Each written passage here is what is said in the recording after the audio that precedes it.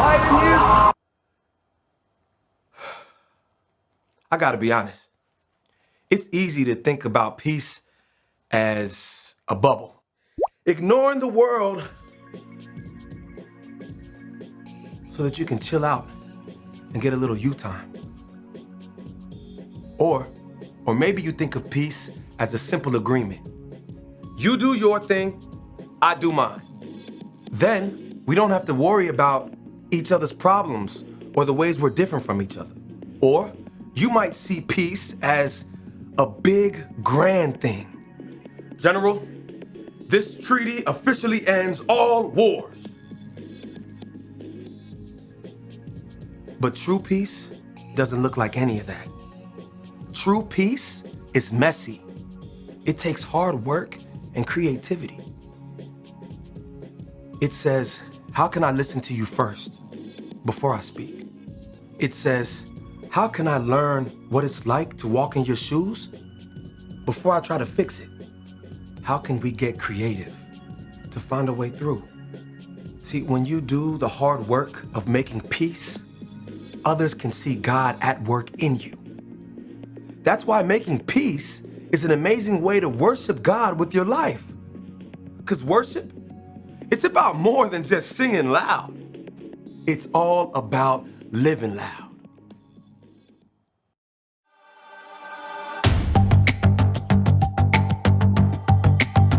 You're my courage, I don't have to be afraid. You're my fortress, no matter what comes my way. You're my treasure forever, yes, we'll be together always. Even when the days get harder, I know you'll rescue me. Even when the sky is darker, I know you'll bring me peace. You are my strength, you are my savior.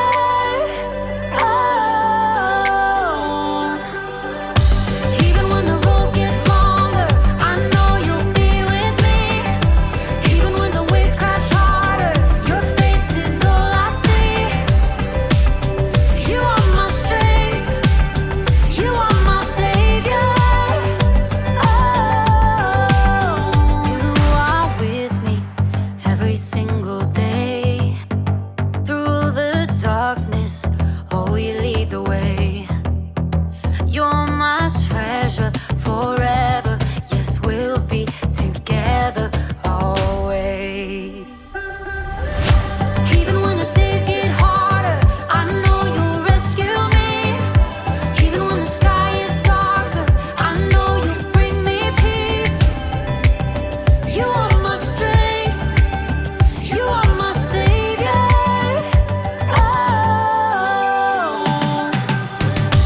Even when the road gets longer, I know you'll be with me.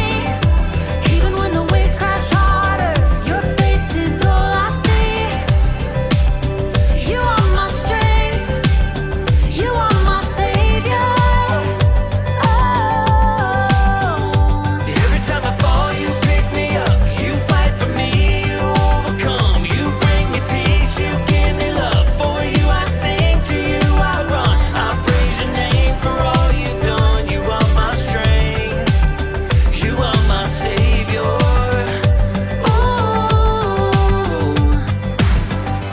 Even when the days get harder, I know you'll rescue me.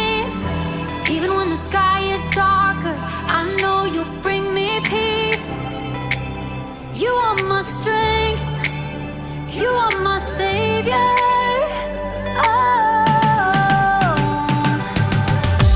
Even when the road gets longer, I know you'll be with me. Even when the waves crash harder, your face is all I see. You are my strength, you are my savior.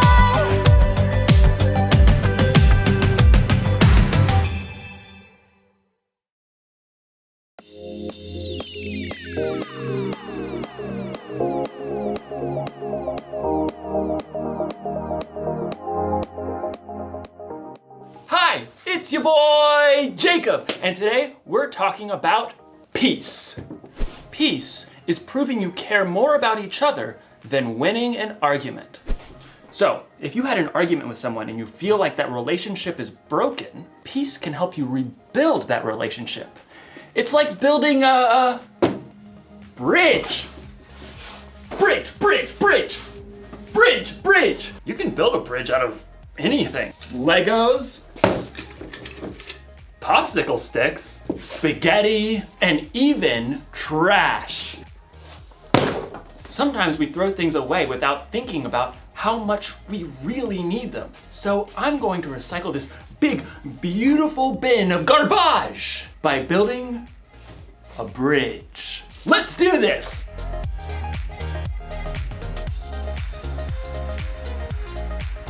It's alive! Now we just need some glue. Glue. Oh! Glue stick. That should work, right? Everything you build needs the right kind of glue to hold it all together. Without the right kind of glue, everything can kind of fall apart.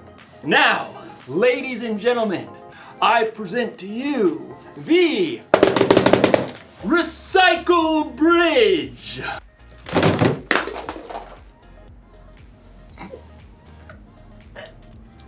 No! Why? You see, it's hard to make things stick together when you don't have the right kind of glue. As you'll discover in today's story, helping people stick together takes the right kind of glue too. So, stick around. You see what I did there? Stick. The Bible. It's 66 books of history, stories, letters, and poetry that fit together to form God's one big story. The epic adventure of how He created us and loves us so much that He made a way to rescue us. As we travel through the Bible, from Genesis to Revelation, we discover people who met God and found their lives changed forever. Now, for an amazing story, inspired by the book of Colossians, chapter 3, verse 15. In a letter written to the Colossian church, the Apostle Paul wrote, "Let the peace that Christ gives rule in your hearts. As parts of one body, you were appointed to live in peace and be thankful." Now let's see what that truth may look like played out in our lives today. Katie wiped the sweat from her forehead and took a long drink from her water bottle. How is it this hot in April? She looked back at the long patch of scrubby ground on the corner lot by Miss Watson's house. Her friends, Caleb and Nona, were both pulling weeds too. I thought we'd be done before lunch. It'll take us days to clear out all this brush. All three kids lived in the same neighborhood and were in Mr. Benson's 7th grade social studies class. It had been Katie's bright idea to start a neighborhood garden for their community service project. Well, we have to finish, unless you want to fail social studies. Even though the friends had been working for a couple of hours already, they'd only cleared the brambles from a small patch of land at the corner. Even when we finish pulling weeds, we still have to dig up the dirt. Yeah, and plant the seeds and water them and stuff. Look, we just need to get it done. I really want an A, okay? Let's use what we've cleared so far and pick one thing to plant. Sunflowers. What? They're big. They're bold. They'll brighten up the whole neighborhood. I don't want to plant flowers. Katie did a quick search on her phone for backup. Plus, you aren't supposed to plant sunflowers until summer. That's a big fat fail for class. Well, it feels like summer. We should plant a pumpkin patch. I mean, how awesome will it be to have all the little kids come right here to get their pumpkins in the fall? That's like half a year away. You guys. Plus 2 words, pumpkin pie. 2 more words, is disgusting. Katie jumped right between her sparring friends. You guys, we need something easy that will actually grow now before the end of the school year. I looked it up. She held up her phone and showed them a picture of small flowers with viney green stalks. What are those even? You have got to be kidding me. Katie checked her screen again. Petunias. We can plant them right here by the stop sign. They grow super fast, we'll get a good pick for class, and then we're done. I thought the whole point of this was to help people. Petunias are nice. This is ridiculous. Something that small will just get overrun by all the weeds we haven't pulled. You got a better idea? Yeah, sunflowers. You know, something big and beautiful. Or pumpkins. Katie ripped off her gardening gloves and hurled them into the dirt. Fine. Do your own community service project. You're quitting the garden? It's not a garden, it's a weedy dirt patch. I'll do my own project. Katie grabbed her water bottle and her tools and stalked off. I cannot believe them. At home, Katie kicked off her muddy shoes and hurled her dirty gloves on the floor. How'd it go, sweetie? Awful. We hardly cleared any weeds, and Nona and Caleb wouldn't listen to my idea about what to plant. It is a pretty big project. I'm doing my own. Isn't it a group thing? Nona and Caleb don't even care about the grade. They want to do all this stuff with pumpkins and sunflowers and stuff we'll never even finish. I get it. It's a lot easier to keep it small, but it's up to you whether you want to hold on to being angry or go make this right with your friends. They started it. Look, God designed you to be at peace on the inside, peace with Him and with others. Okay, yeah, I don't know where to start. You could start with more help. I bet Miss Watson would be willing to lend a hand since that weedy patch is right by her yard.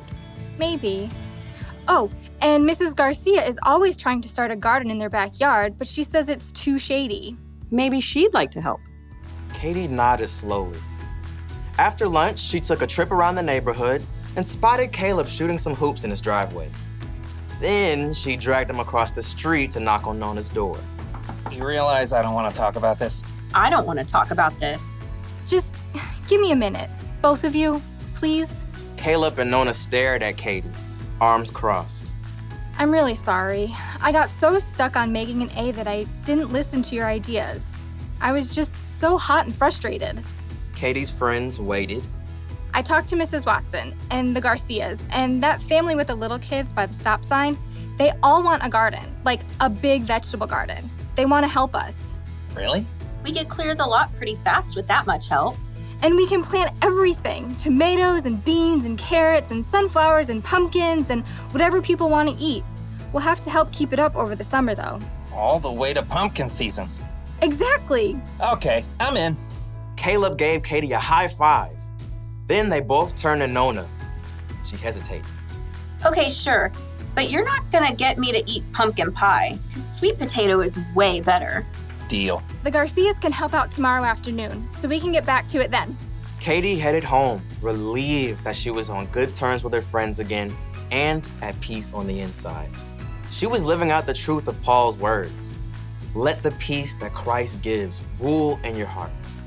As parts of one body, you are appointed to live in peace and be thankful. Some days, people are hard to get along with. Your sister spills milk on your homework. Your mom packs your lunch with that weird kind of bread you keep telling her you don't like. You have an argument with your friend over your group project. You just want to yell at everybody. But the Apostle Paul reminds us in his letter to the Colossians, let the peace that Christ gives rule in your hearts. As parts of one body, you are appointed to live in peace. Do you hear that? It's your job to make peace with the people around you. It's one of the things that you were made for, but you don't have to do it alone. You can have the peace that Christ gives. That kind of peace is strong and powerful. It's the glue that holds relationships together. So, if your sister spills milk on your homework, be quick to forgive. If you're in an argument with a friend, be patient and listen. And if you feel like yelling at everyone, count to 10. Or yell into a pillow. Or better yet, ask God to give you peace. Don't throw away a relationship without thinking. Peace is more important than being right. Here's the one thing to remember today. We can make peace with others. Think about who you need to make peace with today. Ask someone you trust for ideas on how to take the first step. You'll probably need a little creativity, and you'll definitely need the right kind of glue. Super glue. This ought to do the trick. When you see me next, I'll have a bridge that will truly last.